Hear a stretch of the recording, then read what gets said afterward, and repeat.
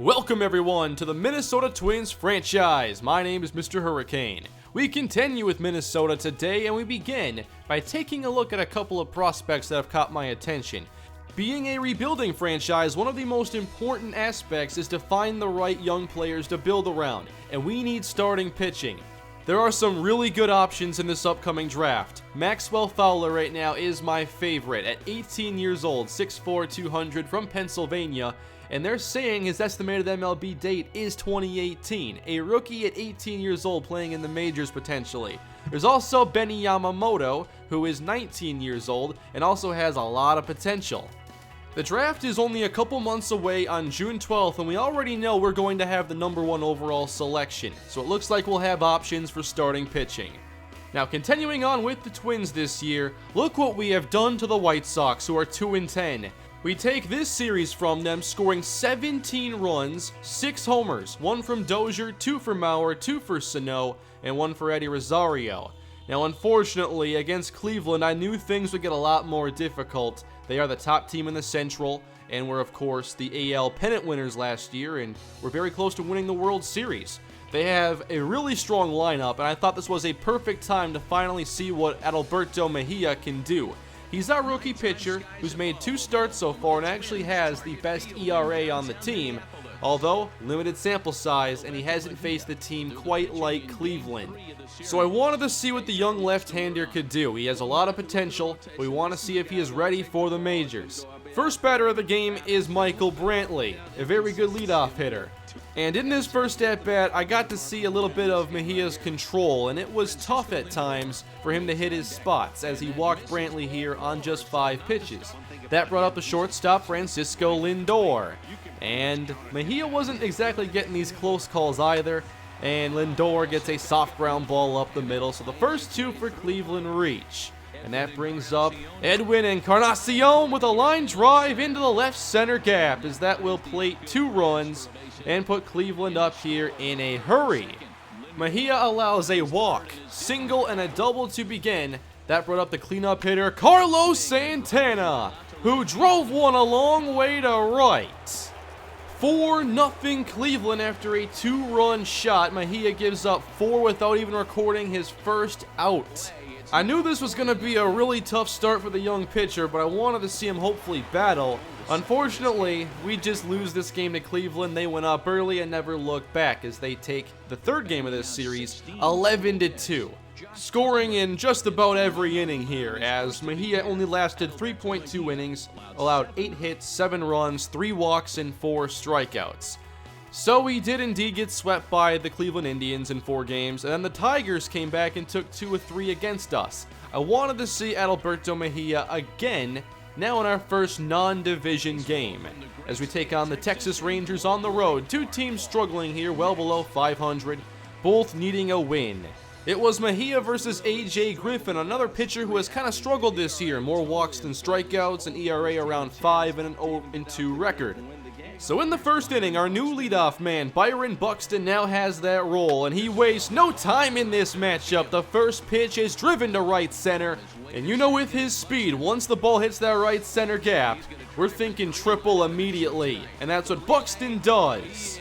With the way Sano and Buxton have began this year, we have a lot of potential at the top of our order, with players like Brian Dozier around them, and even Mauer playing well and hitting some home runs. Here's Dozier a couple batters later, grounding onto third base, and that allows us to take a 1-0 lead. With 2 down, here is Joe Mauer, who has really impressed me so far this year, especially the home runs. I wasn't expecting that, but he has one of the higher averages on the team as well. Next up, Miguel Sano, trying to really put together a big inning for us as Sano gets to a 2-2 count and lifts one to center, but that's not going to go far enough. So at least a 1-0 lead as we turn things over to Adalberto Mejia, making his 4th start on the season. Could this game go any better for him? Leadoff batter was Elvis Andrus, and we got a ground ball. On to Brian Dozier, routine. Already a much better start than against Cleveland. Next up, the speedy Carlos Gomez, who lays down a bunt. Charging Danny Santana on to first to make the play. Sano was playing DH in this game. A lot of players were tired because of not many off days, so it's good to have position flexibility from players like Santana, who can play in the outfield or in the infield. With 2 down, looking for a 1-2-3 inning, that was not going to happen. Rougned with a solo shot to right field. Mejia missed his spot on this pitch, and players have really taken advantage of that. His control is one of my biggest concerns right now because it's leaving a lot of pitches vulnerable. Then it was Mike Napoli ripping one to left. Hard hit, but an out. So in the second inning, tied at 1, Mejia trying to bounce back, but he wasn't getting these close calls still. Pitches around the strike zone, not exactly hitting his spots, but he's allowing a lot of walks. That was a tremendous patience there by Lucroy to not swing at a thing there. Next up, you have Ryan Rua, who rips one to left again. And while it is straight at the left fielder, I am a bit concerned by the hard hit contact consistently. That brought up Shin-Soo Choo with 2 down as Mejia again falls behind. Choo makes it 3-0. And Mejia walks him on 4 pitches. It's going to be hard for him to stay in the rotation if he's not hitting his spots. Bases loaded for Texas. Base hit to right field. Andrews gets it past Grossman. Robbie Grossman, normally our everyday DH, now in the outfield. And that's one of the reasons why the Twins have him. He is kind of a utility fielder, but he just lets this go by him. It's not a good feeling there for Paul Molitor to watch this team struggle the way they are. 4-1 here as Chris Jimenez lifts one to deep right and bat flips on a foul ball. I'm not even sure what to say about that, but at least Jimenez does get on base here, sitting back on that big breaking ball by Griffin that he really loved to use. Jimenez reaches base, then with 2 down, we have Dozier here trying to get a good at-bat going. And I thought we did a good job in this game, working counts against Griffin. Here you can see the 2-2 as Dozier just gets this into left field. We were making Griffin use a lot of pitches early in this game, and I was hoping that would lead to some good opportunities. Then Joe Mauer popping up a breaking ball left up in the zone. And Minnesota can't get anything done in that inning. On to the third inning of work now for Mejia, as this is ripped to left, but right to Eddie Rosario. Lucky these line drives were hit right at different fielders. And then back to missing spots here against Lucroy. 3-1, hit up the middle, line drive, base hit. I was hoping we could get a couple 1-2-3 innings and maybe get in like 5 innings of work or so, but every inning, it was just hard hit contact. And it was hard enough trying to get zeros here as a ground ball goes up the middle. Can Texas score again? Buxton comes up throwing. 1 hop to the catcher and throwing out Lucroy at the plate. What a throw by Byron Buxton. That is what it took for us to keep Texas off the board for an inning. We got kind of lucky on this one too. It was a 1-hopper off the pitching mound perfectly for Jimenez. And there's the tag, the out. But still a 4-1 ball game. Could we get some runs back? Danny Santana playing in this game, but a line drive to second base. That's not going to get it done. We had some good contact early in this game, like this hit from Rosario deep to left center. But Carlos Gomez lays out for it to take away an extra base hit. Phenomenal plays by the center fielders here within an inning of each other. There's Gomez with the extension. I was a big fan of Gomez in Minnesota, and I've definitely seen him elevate his play since then. So Mejia got a chance to pitch in the 4th, but these pitches are all over the place. Really easy takes. And then Choo back up the middle, a slow roller. Another base hit. That was it for Alberto Mejia. He went 3 innings, 4 runs allowed, 7 hits, and 2 walks with no strikeouts. We turn things over to Tyler Duffy, one of our long relief pitchers. ERA right now 4.74, which isn't great, of course, and lefties are crushing him over a 300 average. The Shields here misses the bunt and falls behind in the count. 0-2, and Duffy gets him to ground to short for an easy 6-4-3 double play. Not only did Duffy get the double play, but he was nailing his spots. That cutter hits the outside corner. Then he gets the inside on the curveball. Andrews falls behind. Duffy gets him to ground it to Dozier. 2 quick ground outs, and that ends the 4th inning. I was certainly impressed by Duffy there, and I wanted to see him get a good chance to play quite a bit in this game. We were trying to get some runs back, but Chris Jimenez here lining out to right. The hard hit contact was not going in the right spots. Then with 2 down, Buxton here battling, taking a fastball there close to work the count full, and taking a cutter upstairs to walk on to first. I like seeing that on-base percentage rise for him. And then taking off for second, Lucroy onto the bag, and that is not even close for Buxton. He did not get a very good jump at all, and Lucroy's throw was on the money. So let's continue on now with Tyler Duffy in the 5th inning as Gomez here goes around on the cutter outside the zone. And then a fastball hits the inside. Duffy in control as he strikes out Carlos Gomez on the cutter. The day for these Texas batters completely changed when Duffy came into the game as he stops this one and makes the play to first base. We weren't allowing any more runs, but still weren't getting any ourselves. 4-1 as the 12-6 there finds the corner against Polanco. And then a low fastball gets called for strike 3. Polanco not happy with that. Going to Brian Dozier with 1 down. Hanging breaking ball, and that gets fouled off. We had a good battle going here again against A.J. Griffin. Fouling off a couple more. Then a full count, grounded onto third. And Gallo misplays it, trying to go for the bare hand as Dozier beats this out. I think Gallo gets him if he just uses his glove on this, but he charged to try making the quick play. So a base runner at least for us, had to get them one way or another. 2 outs here for Miguel Sano as he will walk on to first base. I thought we had great patience at the plate in this game.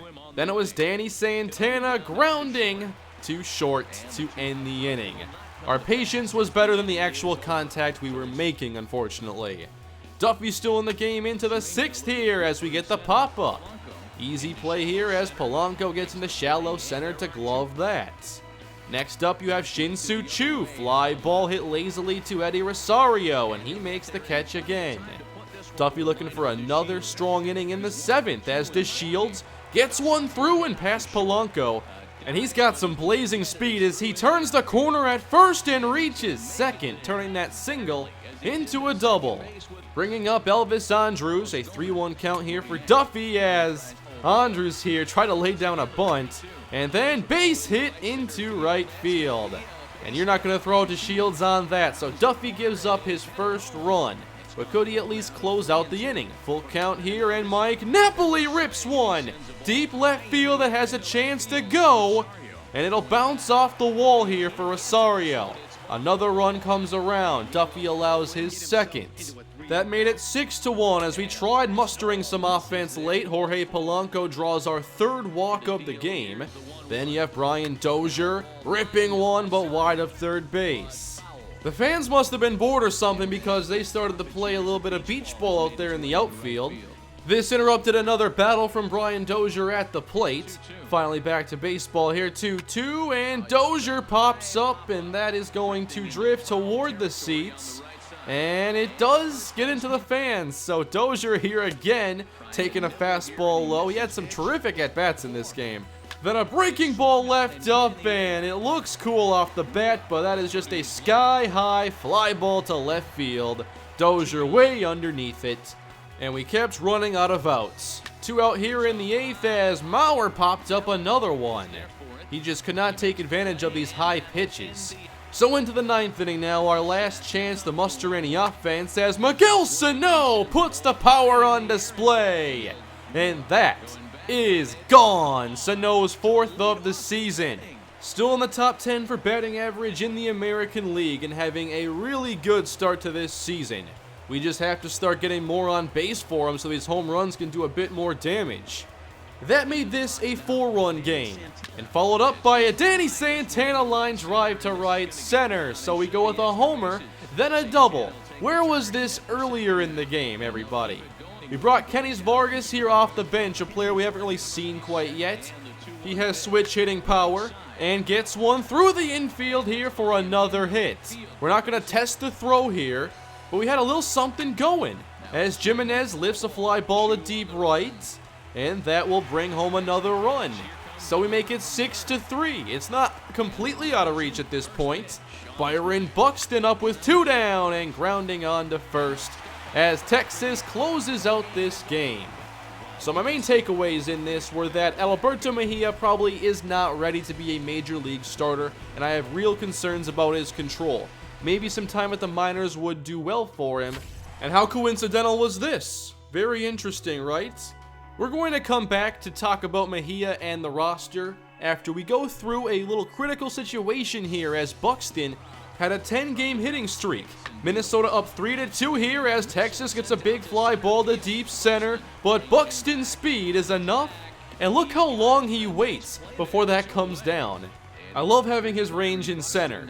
He took 2 walks in this game, again reaching base, but could he extend the hitting streak?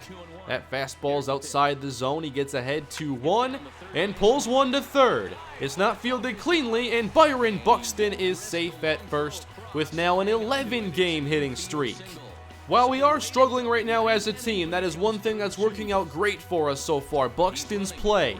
And then taken off for second, Buxton swipes the bag this time, not getting caught stealing. Could we get the insurance run? Sano on to first. Play is made and Buxton is stranded. So one final inning of work, Brandon Kinsler on the mound as he gets the Rangers down in order to get a win for Minnesota, and we do take 2 of 3 against the Texas Rangers. Miguel Sano also homered in this game. We win 3-2. That gave the Twins a decent 3 of 4 streak there, getting some victories after a tough series against Cleveland. So I began looking at other starting pitching options in our organization, and I'm definitely intrigued by Steven Gonzalez at AAA, who has B potential. He's another lefty for us. Currently pitching with an ERA in the 4s, but I would like to maybe get a look at him at the major league level at some point this year. For now, what we're going to do is put Taylor Rogers in the starting rotation. He and Duffy both have the stamina to be starters, but I want to keep Duffy in the bullpen because he's been really effective for us. Then against Kansas City, we ended up suffering one of our first injuries on the season as Kepler strained his hamstring, so he's going to miss a few games. Kansas City did take 2 of 3 from us, so we now sit in the month of May and have some farm updates, including from Tyler J at AA, who's been perfect so far. Then Byung-Ho Park is hitting very well at AAA, and Nick Gordon continues to tear up AA play. So with the first month in the books, we now make our first roster move and bring up Byung-Ho Park from AAA. Minnesota was hoping that last year he'd become the everyday DH. We're going to give him that chance now and send Kenny Vargas down to AAA. Robbie Grossman will now be more of a bench player. Vargas, meanwhile, 26 years old. He's played a few years here at the major league level. I'd like to see more of him at some point, but right now I think it's time for us to take another good look at Byung-Ho Park, who is 30 years old but should give us great power in our lineup. He only hit 191 last year, so hopefully those numbers do rise. He hasn't been very happy, morale is down. I hope that it will rise.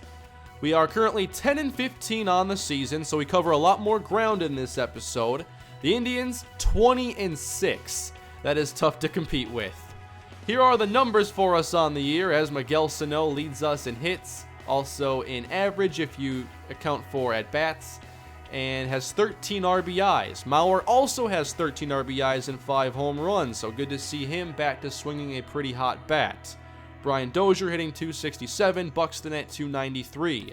For pitching right now, nobody really standing out playing excellent, although Duffy does lead us right now in innings and strikeouts with 28. Maybe one day he does become part of our rotation, but we need to strengthen our bullpen, so I'm going to keep him there for now.